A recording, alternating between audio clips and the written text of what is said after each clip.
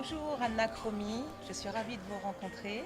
Pourriez-vous me Enchantée. dire où vous puisez votre inspiration pour créer ces œuvres exceptionnelles? Ah, c'est très difficile à dire ça parce que moi j'adore le film et quelquefois ça prend aussi des inspirations qui arrivent subitement dans la touche chaude. D'accord. Je crois que 2012, j'aimerais vous en parler. Je crois que C'est c'est une année vraiment exceptionnelle une, pour vous, si, très grande. très, très grande. Et dans ma carrière artistique surtout, parce que j'ai beaucoup de projets dont j'ai travaillé des années. Alors, mon premier projet, c'est Olympic Spirit. Oui, Et c'est Olympic Spirit que j'ai créé à l'époque pour ma grande exposition sur Place Vendôme. oui. Et voilà, et maintenant, il y a une semaine, on a trouvé une place merveilleuse, magnifique, au village olympique à Londres, 2012. Et Racontez-moi, c'est elle assez est, exceptionnel. oui, c'est très exceptionnel.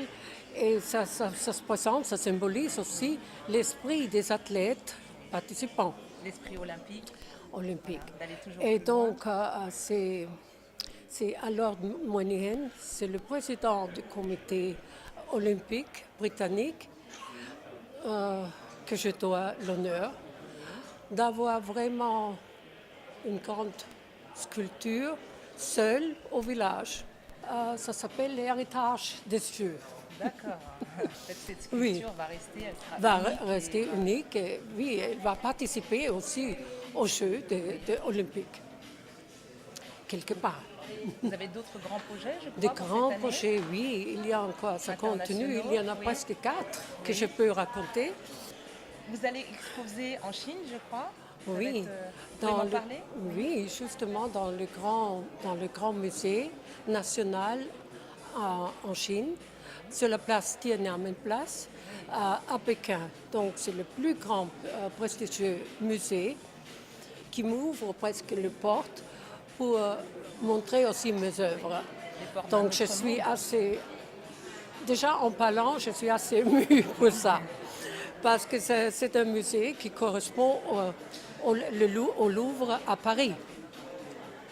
Cette exposition est l'aboutissement de plusieurs années de succès en Chine.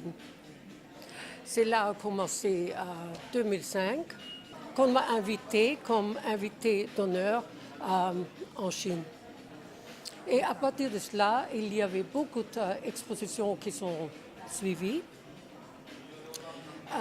Il y a aussi plusieurs grandes sculptures que le musée a acquis. Et je suis membre de l'académie chinoise qui, bon, avec aussi le titre qu'on m'a donné comme professeur, et je suis sur plusieurs projets City Sculpture. C'est quelque chose qui me fascine aussi parce que les villes sont grandes et très belles et il manque quand même un peu l'art. Oui.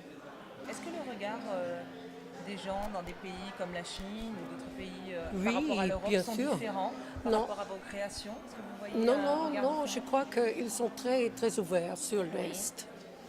Et ils veulent absolument, moi je leur donne quand même un art éducatif aussi. D'accord. Bon, et je retourne régulièrement en Chine. Oui. Donc, on m'a même proposé aussi d'avoir un atelier, mais j'hésite parce que je suis très amoureuse de l'Europe, Il y a- une grande admiratrice. Et je crois que l'Europe ne me laisse jamais indifférente. Vous avez un pays de prédilection en Europe, un pays qui vous inspire le Qui nous plus pour, inspire, pour non, créer je vos œuvres? voyage beaucoup et je crois que l'Europe est belle. C'est un écrin Oui. pour moi. C'est complémentaire. puisez un petit peu dans chaque pays? Oui, je Oui. crois. C'est ça, parce que mon art où je suis née en Bohème. Donc, je monte dans mon art aussi, c'est l'art central. Donc, c'est le baroque. Oui. Et je suis dans le minimalisme baroque, mais plutôt baroque aussi. Vous pourriez nous parler un petit peu de ce qui vous a amené à devenir créatrice, sculptrice?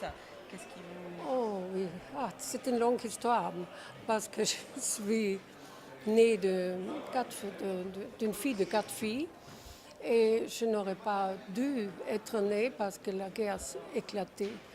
Et mon père, il était musicien, donc à la fin de sa vie, il a quand même il a vu que j'ai hérité sa veine artistique.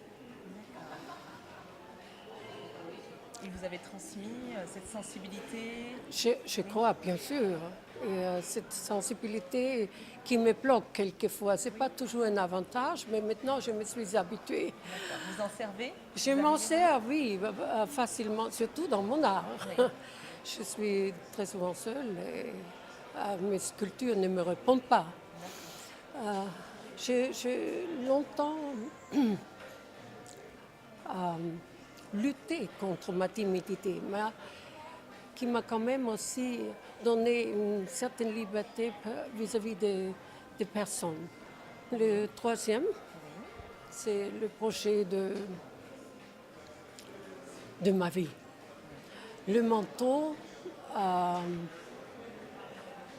qui est un manteau en marbre de la conscience et provenant aussi de la fameuse carrière de Michel-Ange.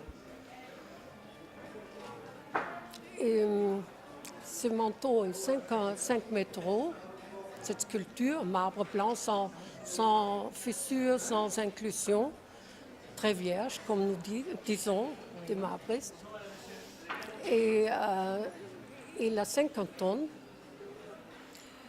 Donc, c'est la sculpture la plus grande de l'histoire qu'on a pu sculpter, oui, qu'on a sculpté quand même 250 tonnes à l'origine, évidemment. Et pour ça, j'ai reçu aussi un prix de Michel-Ange. Je suis la première femme. La première femme? Oui. Être récompensée? Merci. Qu'est-ce que ça vous fait d'être justement la Oui, première femme? que je dois continuer. Oui. Ça me renforce quand même.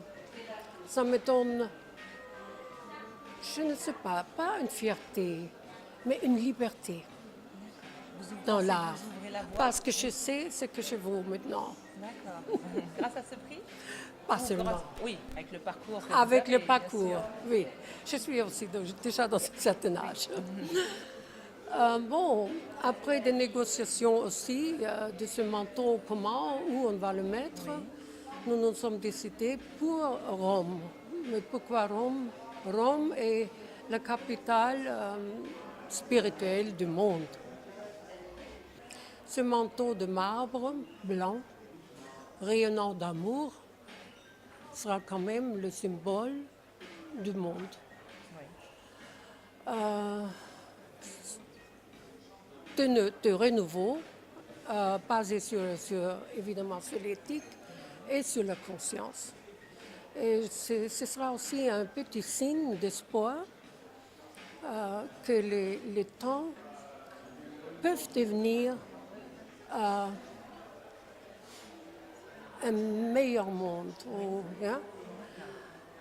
Donc nous faisons maintenant un trophée de Comis, ça s'appelle.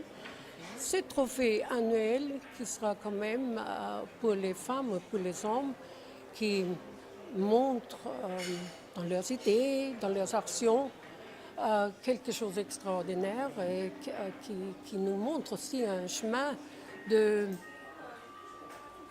futur meilleur. Ça peut toucher tous les domaines, la scientifique, l'environnement, etc. Parce que mon désir est tous les grands efforts et les grandes émotions ne doivent pas se perdre. Et à chaque année, à la fin, un comité choisira les gagnants qui seront honorés lors d'une soirée à gala. Bon, et la prochaine gala sera l'année prochaine. Je crois qu'on doit se donner les mains maintenant pour ne pas se perdre. C'est un manteau qui doit quand même un peu prendre une grande importance pour réveiller la conscience. Parce que c'était vraiment un grand défi quand je faisais ce manteau. Un défi à mettre en œuvre déjà que la conscience de certains peuples. Combien de temps cela vous a-t-il pris pour réaliser ce manteau Ça a commencé il y a bien 5 ans. On a cherché 1 an pour trouver vraiment le marbre pur. Des gens dans la cave, nous on dit la cave, dans la cave de Michel-Ange, qui sont des experts, et nous avons choisi ensemble parce qu'eux, ils savent déjà, même si le bloc n'est pas encore complètement vu par toutes les dimensions, ils savent où il y a une veine qui peut peut-être émerger. C'est pour ça que nous avons eu la chance, après 1 an, c'était à Noël, mon cadeau, qu'on a trouvé le marbre pur sans inclusion. Ce manteau de la conscience, j'ai fait ça la première fois, imaginez ça pour une toile. Et la deuxième fois, bon, pour faire le manteau en bronze. Et à partir de cela, il y avait beaucoup de petits manteaux de 1,60 m qui sont déjà dans les différentes villes en Europe. Voilà. Donc c'est quand même une des grandes réalisations de votre vie. Je crois que c'est je ne vais pas dire mon dernier, mais je crois que quand même, un aboutissement. c'est l'aboutissement, c'est énorme. Et vous avez déjà d'autres projets, Bien sûr, sinon je n'aurais la mort dans ma poche. Oui. Je crois que tant que mon Dieu, il me laisse encore mon énergie, je vais continuer jusqu'à la mort. Qui sont vos maîtres en matière de sculpture? Qui sont ceux qui vous ont inspiré? Oui, merci. Oui. Il y en a beaucoup quand même. Dans le temps de la Renaissance, c'était Michel-Ange, Bernini. C'était mes plus grands exemples. Maintenant, nous sommes très différents. Et ce n'est plus la même vie pour les sculpteurs. Déjà, quand moi j'ai commencé ce travail gigantesque, titanique presque, j'ai eu la difficulté pour chercher aussi mes aides. Quand je faisais une preuve avec un sculpteur qui pourrait m'aider, je disais, bon, on attend une journée, à la fin de la journée, je peux vous dire si je peux continuer avec vous. Malheureusement, ce n'était pas le cas. Je suis arrivée jusqu'aux 4 hommes, où après le 4e, il m'a suivi, mon idée aussi, il pouvait aussi avec moi travailler. C'est très important, mais nous n'avons pas eu quelque chose qu'on a copié. Chaque pli est spontané, est venu de ma tête. Et dans une masse de marbre, on peut, toi et moi, facilement se perdre. Et je crois que c'est là j'ai montré aussi une force énorme. Mais à la fin, nous étions 3 et nous étions une équipe comme une crew. Et je me sentais bien avec eux. Vous avez besoin de cette harmonie, de cette complicité? Absolument. Ça compte énormément pour moi. Des bonnes ondes, quelque chose d'énergie qui passe oui. entre vous pour arriver à un accomplissement. Oui.